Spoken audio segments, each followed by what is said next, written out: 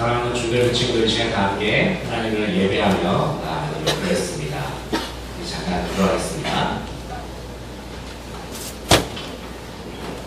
우리에게 있는 대제사장은 우리의 연약함을 동정하지 못하실 리가 아니요 모든 일에 우리와 똑같이 시험을 받으신 이보되 죄는 없으시니라. 그러므로 우리는 긍휼하심을 받고 때를 따라 돕는 은혜를 얻기 위하여 은혜의 보좌 앞에 담대히 나아갈 것입니다. 하나님은 영이시니 예배하는 자가 영과 진리로 예배할지니라. 아멘.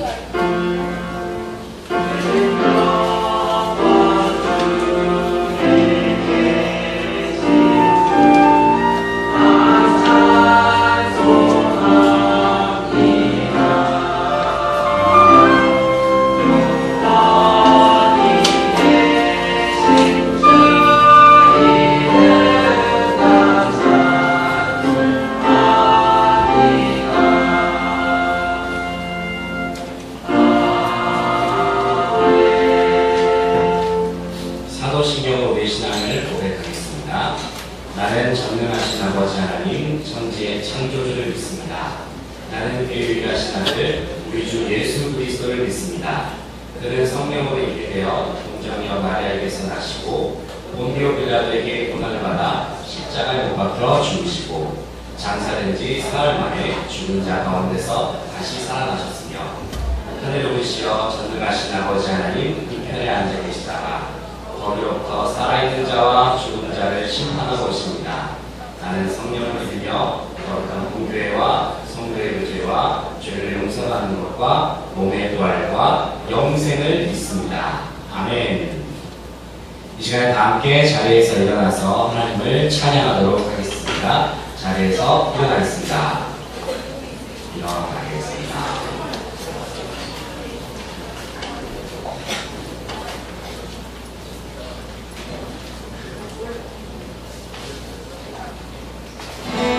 힘차게 박수 치면서 함께 하나님을 찬양합시다. 나의 반석이신 하나님 함께 찬양하겠습니다. 박수 치면서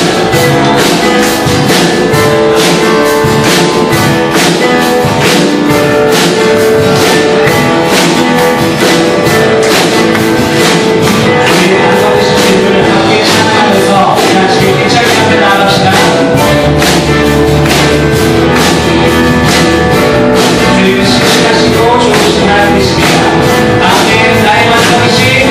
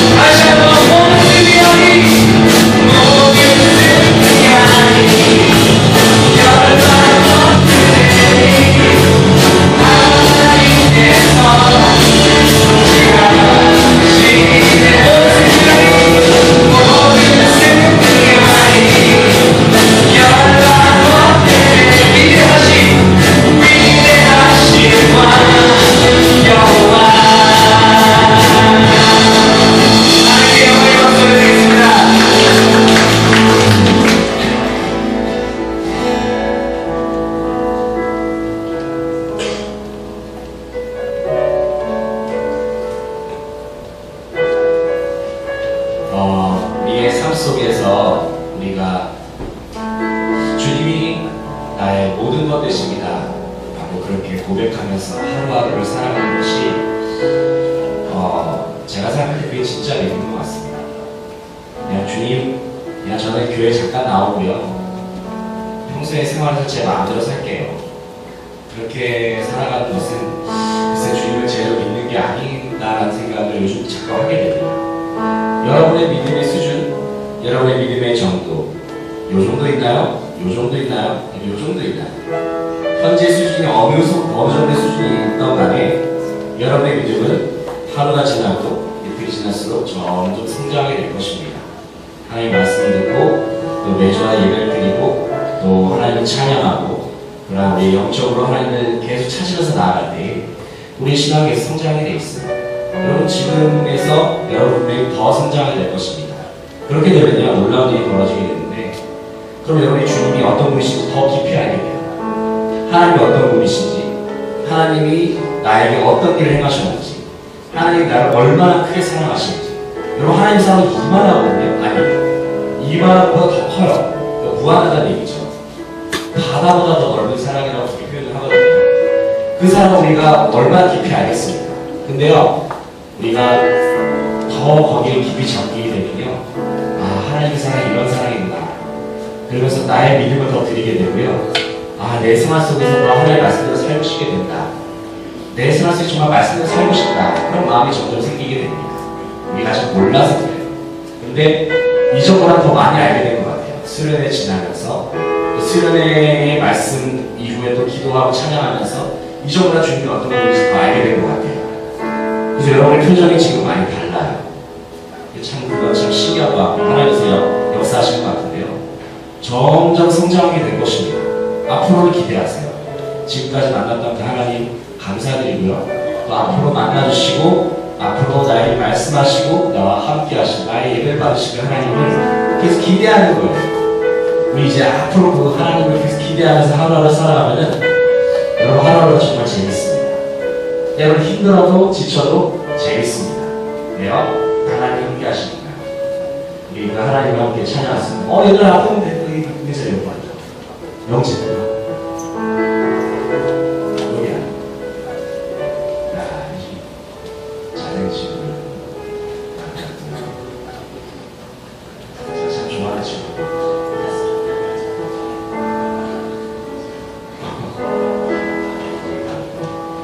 우리 함께 찬양합시다. 우리 수련 때, 기도회 때 한번 고백했던 찬양인데요. 우리 주님 만나는 날 함께 찬양할게요.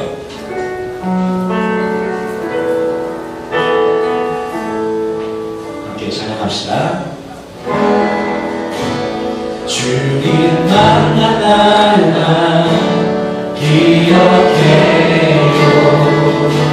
세상 모든 것이 같이 없어져도 그 사랑 앞에 난 무릎 꿇고 주님밖에 없다 간절히 고백했어요.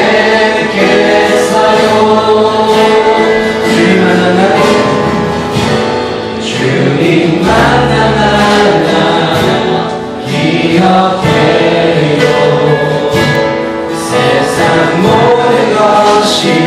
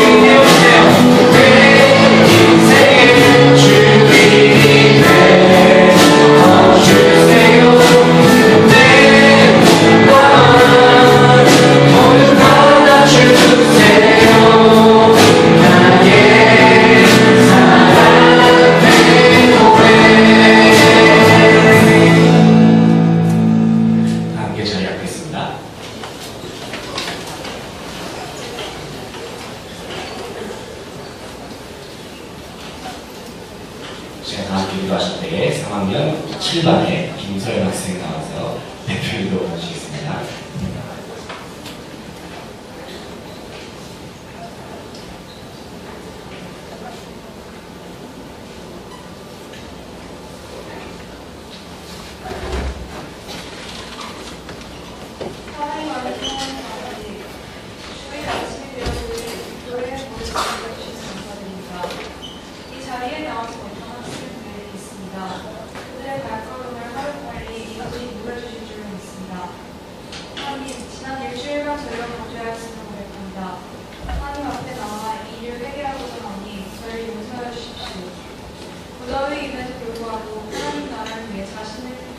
자신의 능력을 쓰고자 노력하는 저희를 축복해 주시고 하나님 아버지께서 저희를 사용해 주십시오.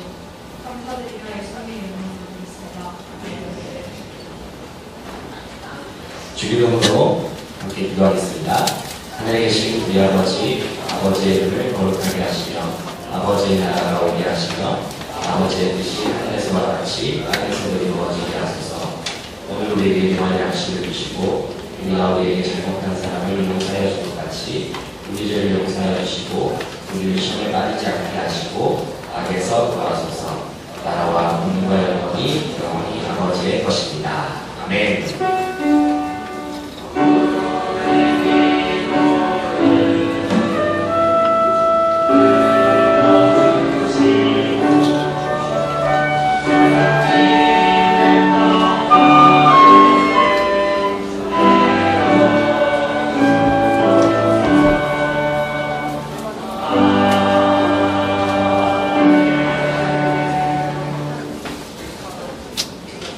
오늘 우리 주신 하나님의 말씀은 사도행전 20장 17절부터 24절까지의 말씀입니다. 신약성경 사도행전 20장 17절부터 24절까지.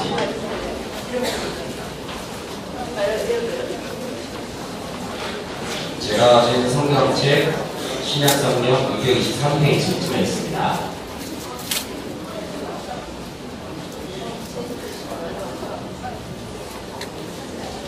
성경책을 가지고 왔죠. 안 가지고 온 친구는 없겠죠. 교회에 나왔는데 예배도 안 돼.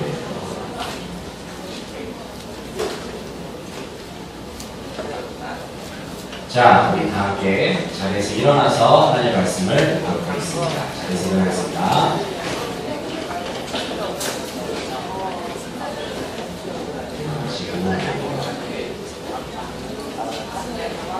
사도행전 20장 17절부터 24절까지 말씀을 다 함께 한 목소리로 기록하겠습니다.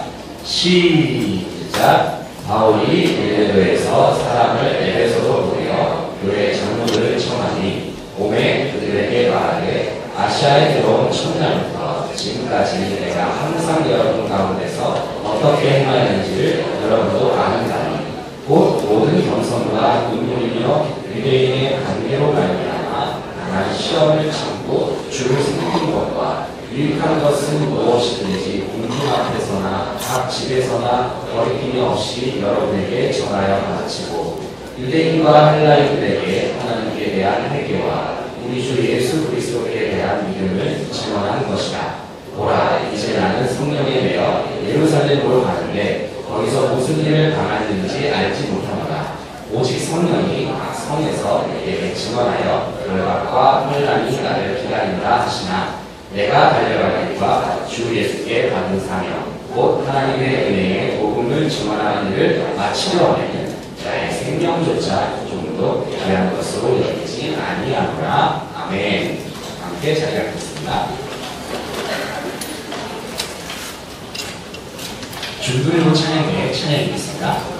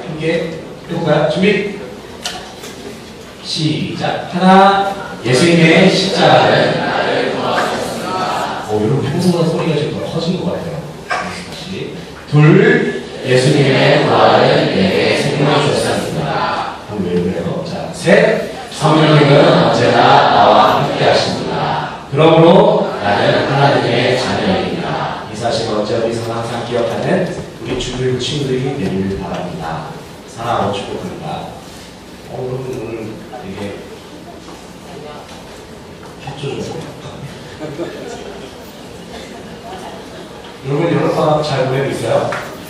여름방학 이제 언제 끝나요? 20일이요? 20일? 그러면은 2주밖에 안 남았네요. 2주 후에 여름 개학이네요.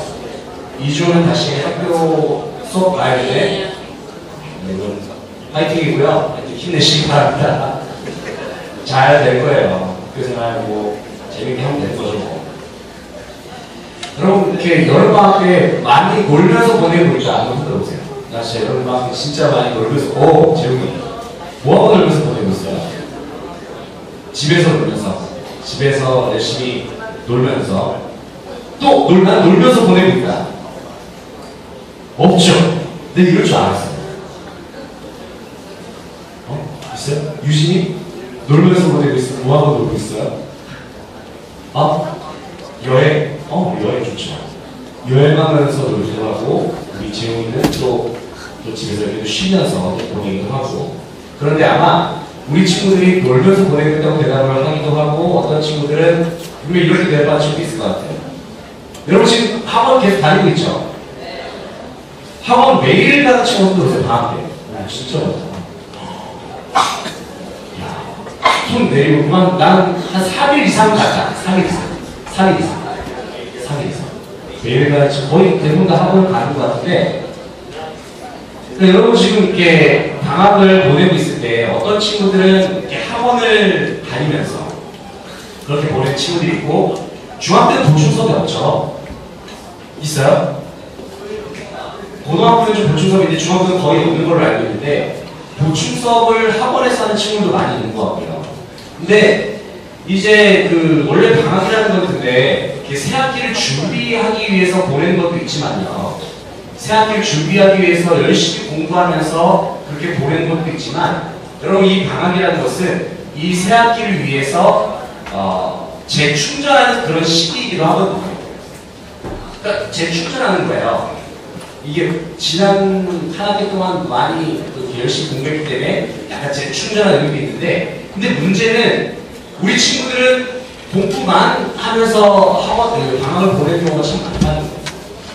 재충전한 시기는 거의 적고 공부만 하면서, 약간 공부만이라는 표현이 좀 웃기긴 한데 거의 학원도 매일 가고 맨날 공부하고 맨날 이렇게 학원 숙제하다가 그렇게 방학이 다 흘러가고. 그래서 목사님 되게 안타까운 건 그거예요.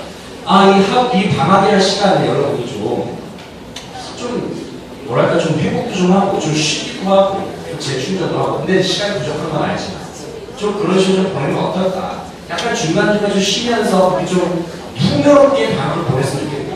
그런 마음이 목사님한테 좀 있거든요. 여러분 좀 그렇게 좀 보냈으면 좋겠다는 거. 어떤 사람한테 들은 이야기인데요. 중학교 1학년 학생이 여기 수원 수투를 공부한다면서요?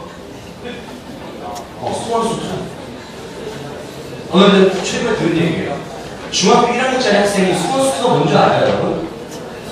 고등학교 수학이에요. 고등학교 2, 3학년 원격과학이 하는 수학이에요. 수원 수투. 목사님도 공통 수학을 고등학교 때 들어가서 목사님 공부를 그렇게 해가지고 그렇긴 한데 너무 깜짝 놀랐어요. 그래서 되게 어떻게 중학교 1학년짜리 학생이 이 고3들이나 공부하는 수투를 공부하고 있을까? 그 사실이 일단 고1이 수투하는 요즘은 고2, 고3이 거기 이과생들이나 수투를 할 거예요. 많이 지금 웅성웅성 되고 있는데, 여러분 지금 실제로 그런 일이 벌어지고 있다니까요. 실제로. 그래서 목사님 깜짝 놀랐어요. 혹시 나 지금 중학교 1학년 친구들에서 나 지금 수투 공부하고 있는 사람 들어보세요. 영민이? 너 정말이니? 나보다 수학을 더 잘할 수도 있겠다. 목사님이 국가라서 말이야. 어머, 세상에. 대단하다. 그래, 수험수도 공부하는 친구들이 실제로 있단 말이에요. 우리 여기 있잖아요, 지금. 있단 말이에요. 대단한 거예요. 일단 칭찬해주고 싶어요. 진짜 대단한 거예요. 대단한 건데, 한편으로는, 이게 진짜 있다고 하다 당황스럽네. 대단하다는 한편으로는 목사님이 그거예요. 너무 열심히 이렇게 어린 나이 때 공부를 막 하다 보면, 그 나이 때 누릴 수 있는 것들 있잖아요. 중학교 1학년 시기, 2학년 시기 친구들하고 놀기도 하고, 그런 것도 있는데, 그런 경우가 있는데, 그거를 충분히 누리지 못하진 않을까 하는 생각이 좀, 영민이는 물론 이게 잘 지내는 것 같아요. 영민이 얘기하는 건 아니지만, 이게 공부에만 이렇게 빠지는 그런 친구들 같은 경우에는 너무 어린 시기부터, 좀 그 나이 때 누릴 수 있는 것을 많이 못 누리면서 공부만 하다 보면 그냥 조금 안타깝다는 그런 생각도 좀 하게 되더라고요. 근데 한편으로 이런 생각 들었어요. 오죽하면 그렇게 공부를 할까? 여러분이 정말 오죽하면은 그렇게 공부를 막 하게 될까? 그런 생각도 들어요. 얼마나 공부가 부담감이고 또 스트레스고 또 주변에 계속 또 여러 사람들이 또 양쪽에서 공부하고 있고 막 그러니까 안 할 수도 없고 그러니까 여러 가지 그 압박감 때문에 참 힘들겠다는 그런 생각도 해봤거든요. 이 공부라는 것은 여러분 학생이라면은 미안해 여러분 아침부터 여러분 공부 얘기해요.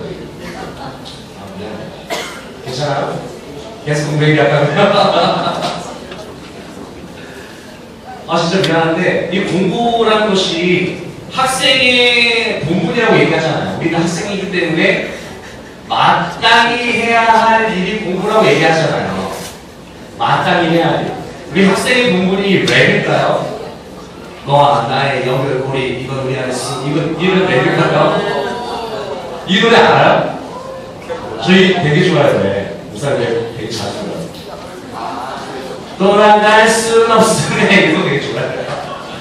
되게 좋아하는데 학생 본분이 랩이 아니잖아요. 물론 학생 취미로 할 수 있고 근데 일단 기본적인 학생이기 때문에 공부가 본분인데 물론 랩도 잘하는 친구들은 그 길로 쭉 나가면 되겠죠. 우리 중대부 친구들이 랩 잘하는 친구 있는 걸로 알고 있어요. 랩 잘하는 친구 몇 명 있는 걸로 알고 있거든요. 목사님이 제 정보에 의하면 쇼미더머니에 나갈 만큼의 어떤 그런 친구들이 이 자리에 있는 걸로 알고 있는데 어쨌든 공부라는 것이 본분이라고 얘기하고 마땅히 해야 할 일이라고 얘기하지만 사실 학생에 있어서 공부라는 것은 약간 힘겨운 건 좀 사실이에요. 우리가 해야 할 일이긴 한데 힘겹게 느껴질 때도 있다는 그것이 당연히 해야 할 일입니다. 제가 지금 공부라는 것을 마땅히 해야 할 일이라고 얘기했는데 이 마땅히 해야 할 일 이것을 가리켜서 두 글자로 뭐라고 얘기하냐면은 당이라고 얘기했어요. 당. 맞아요. 당. 맞아요. 당인데 비슷한 말로는 약간 사면이라는 말이 있어요. 사면. 화면 보여주시죠. 마땅히 해야 해요. 그런데 좀 더 정확한 이 사명, 밑에 사명이라고 써져 있는 거거든요. 뒷판에. 사명인데 이 사명의 보다 정확한 의미는 이제 맡겨진 임무라는 뜻이에요. 맡겨진 임무니까 당연히 마땅히 해야 되는 거죠. 이게 당위적인 거죠. 우리 친구가 당이라고 말했는데 당. 맡겨진 임무. 그러니까 한마디로 말해서 누군가가 나에게 너 이거 해. 그러니까 나에게 이것을 명령할 만한 분이 나한테 와서 너 이거 해 라고 얘기한다. 군대로 치면은 목사님은 참고로 군대 갔다 왔어요. 병장 제대했는데 그 고참분들이 너 이거 걸레로 바닥 닦아 이러면은 쫄병은 바닥 닦아야겠어요? 안 닦아야겠어요? 아니 내가 왜 해야 돼요? 내가 왜 해야 됩니까 이거? 이러면 돼요? 안 돼요? 돼요. 그러면 화장실 끌려가서 맞아요. 맞으시고요. 해야 돼요. 어쨌든 윗사람이 시켰으니까 어쨌든 당위적인 일이기 때문에 마땅히 해야 되기 때문에 해야 된단 말이에요. 근데 이 사명이라는 것이 마땅히 해야 할 일임과 동시에 맡겨진 임무, 누군가가 시켰을 때 그 맡겨진 임무, 그러니까 당연히 해야 될 일, 그런 뜻이 있는데요. 이게 바로 사명이에요. 그런데 이 사도 바울이라는 사람이 오늘 본문 말씀 읽은 구절이 사도 바울이 한 말이에요. 사도 바울이 그 에베소 지역에 그 에베소에 있는 그 교회 장로님들에게 자신이 한 말들이에요. 막 얘기를 했어요. 뭐라고 얘기했냐면은 바울이 자신의 사명은 이것이다. 내가 마땅히 해야 할 일. 나에게 맡겨진 일은 이것이다 라고 바울이 표현한 구절이다. 그것이 어디냐? 바로 사도행전 20장 24절 말씀입니다. 자, 함께 읽어볼까요? 준비, 시작! 잠시만요. 크게 읽어보세요. 다시 한번. 시작!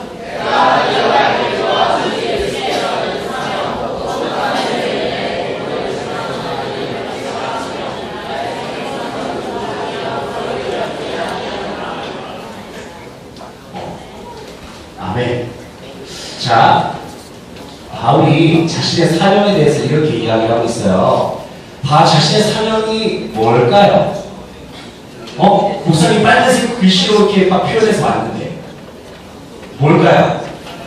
사명이 곧 그럼 뭐가 사명 곧 하나님의 은혜의 복음을 증언하는 일, 이게 사명이라는 거예요. 하나님의 은혜의 복음을 증언하는 일, 이것을 가리켜서 우리 두 글자로 전도라고 말해요. 와우, 베어스. 감사 베어스. 감사 베어스. 친구 미국으로 보고 있어요. 감사를 내주는데 저는 2살이라고. 중인가요? 중 맞지?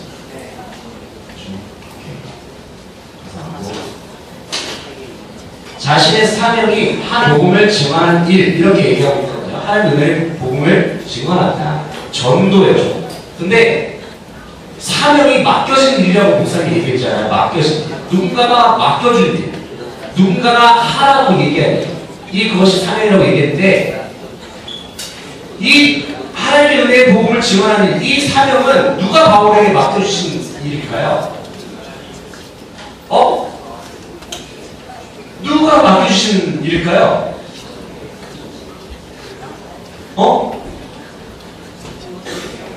첫 번째 줄 보세요. 목사님이 친절하게 파란색 글씨로 목사님이 그려왔잖아요. 파란색 글씨를 표현했어요. 뭐라고 나와있어요? 파란색 글씨에. 누구한테 받은 거? 예수님께 받은 거예요. 사명. 예수님이 주셨다는 거예요. 예수님이 주신 사명. 예수님이 주신 사명. 예수님이 주신 사명. 누가 주신 사명? 예수님이 주신 사명. 맞아요. 예수님이 주신 사명인데 바로 예수님께서 바울에게 명령하신다는 거예요. 예수님께서 바울에게 너 복음 전해. 너 세상 속에서 믿지 않는 사람들에게 복음을 전하거라 라고 예수님께서 그렇게 말씀하셨다는 거예요. 예수님께서 이렇게 말씀하시다는 거예요. 그런데요, 바울이 요 구절, 그러니까 사도행전 20장 24절을 이렇게 지금 되게 멋있잖아요. 내가 달려갈 길과 주에서 감사해. 곧 하나님의 복음을 증언하는 같이 나의 삶을 쫓아 조금 귀한 소리이자. 얼마나 멋있어요, 이 고백. 그런데 이 고백이 바울이 어떤 상황에서 했던 고백인지 우리가 눈여볼 필요가 있어요. 어떤 상황에서 한 고백일까?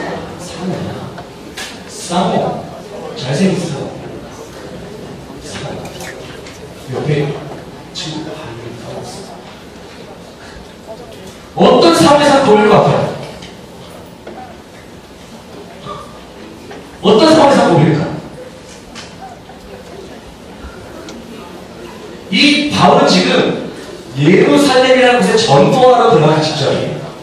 예루살렘 많이 들어봤죠? 이스라엘의 수도, 그리고 예수님께서 십자가에 못 박혀 돌아가신 그 도시이기도 해요. 그 예루살렘에 전거로 들어가기 직전에 지금 바울이 한 말이에요. 그렇다면 이 바울이 사람들이 이렇게 고백을 하고 있는데 이 예루살렘에서 자기가 어떤 일을 당할지 바울이 알고 있었는데 그 상황이 어떤 상황이었는지 자신이 겪게 된 상황에 대해서 바울이 이렇게 얘기하고 있어요. 자, 22절에 3절이고요. 여기 보면 이 바울이 이렇게 얘기하고 있어요.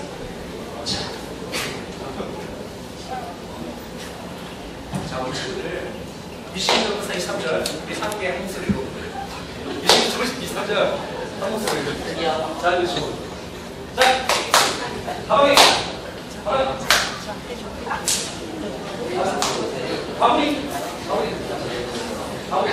시선 자, 22절 자, 한 목소리로 준비 시작 뭐라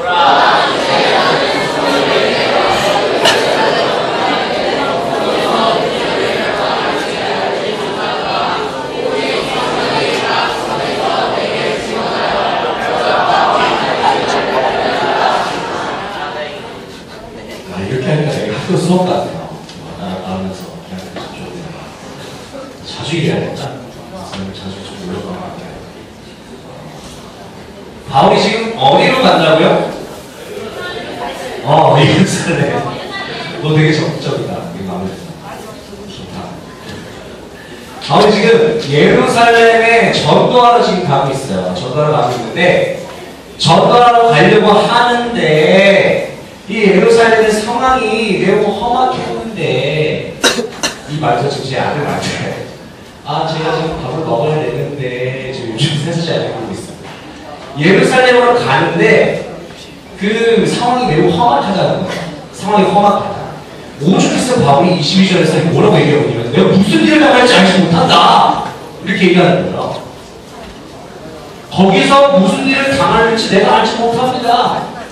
바울이 그렇게 고백을 하고 있어요. 그런데 심지어 더 엎친 데 덮친 경우 무슨 일까지 있었냐면 성령님께서, 그러니까 성령 하나님께서 바울에게 말씀하신 거예요. 성령님께서 뭐라고 23절을 보면 바울에게 뭐라고 얘기하시냐면은, 야, 너 성에서 내게 지원할 결박과 환난이 너를 기다리고 있어. 하나님께서 그렇게 말씀하신 건 참이다 아니다. 참이다 아니다. 맞다 틀리다. 대답해봐. 중에 하나. 맞다 틀리다. 하나님께서 말씀하셨으니까 맞겠죠. 하나님께서 너 전도하러 가면 그곳에서 너 죽을 수도 있어. 내가 근데 그곳에서 네가 복음을 전하는 거야.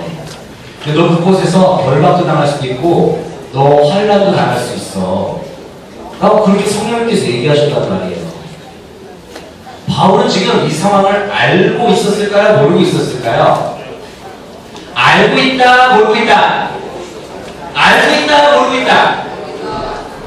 다시 한번 알고 있다, 모르고 있다. 알고 있다 무슨 들어보세요. 한번 들어보자. 모르고 있다 무슨 들어보세요. 정답은 알고 있다요. 골든벨 느낌 나는데 정답은 알고 있다. 바울은 이 자신이 겪게 될 이 어려운 상황들을 다 알고 있었어요. 알고 있었는데 바울은 그곳에 들어갈 결심을 해요. 왜 그랬을까요? 바울이 미쳤을까요? 바울이 왜 그랬을까요? 가면 죽을 수도 있는데, 가면 다칠 수도 있고, 가면 위험할 수도 있는데, 굳이 바울은 왜 그 길을 걸어가려고 했을까? 이 시간 다시 한번 바울의 고백 24절 말씀을 함께 읽어볼게요. 자, 다시 한번 보여주시죠. 자, 이렇게 하겠습니다.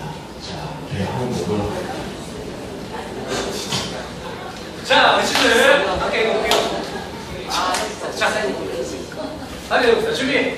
앞에 보고 준비. 시작.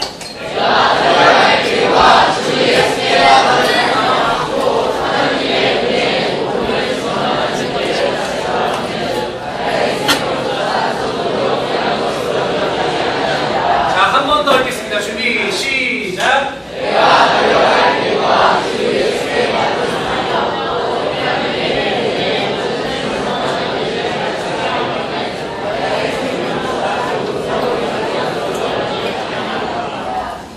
바울이 그 예루살렘으로 가는 길이 위험한 길이고 목숨까지 잃어버릴 수 있는 길이고 그 누구도 가지 않은 길이고 험한 길이고 한마디로 누가 봐도 이거는 미친 짓이야 라고 얘기할 수 있는 그런 길이거든요.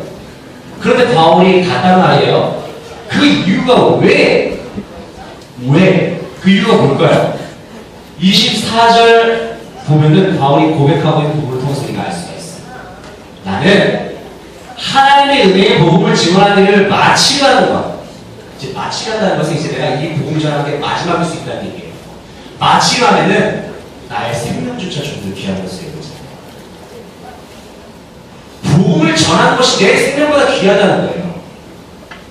예수님에 대해서 전하는 것이 내 생명보다 귀하기 때문에 나는 별로 두렵지 않다고 고백하고 있는 거예요. 내 생명보다 귀하다. 내 생각. 성령님 안경쓰. 너 안경쓰가 진짜 연예인 같아. 깜짝 놀랐어. 너 못 알아봤어요? 사람이 너무 이상해.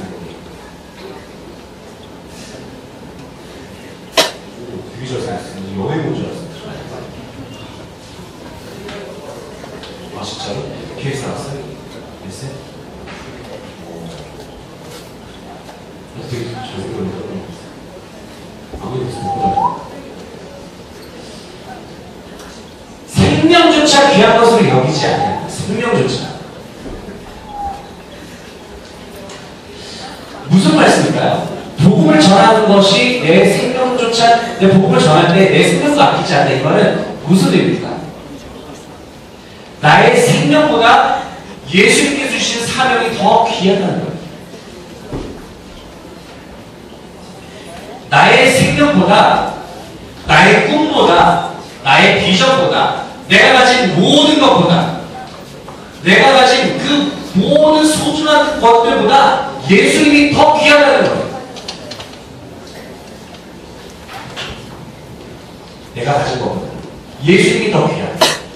비록 자신이 위험해도, 어려워도, 힘들어도 언제 어디서나 복음을 전할 수 있다는 거예요. 왜? 예수님이 더 귀하니까. 예수님이 나보다 더 귀하니까. 예수님이 내 목숨보다 더 귀하니까. 바울은 그렇게 할 수 있다는 거예요.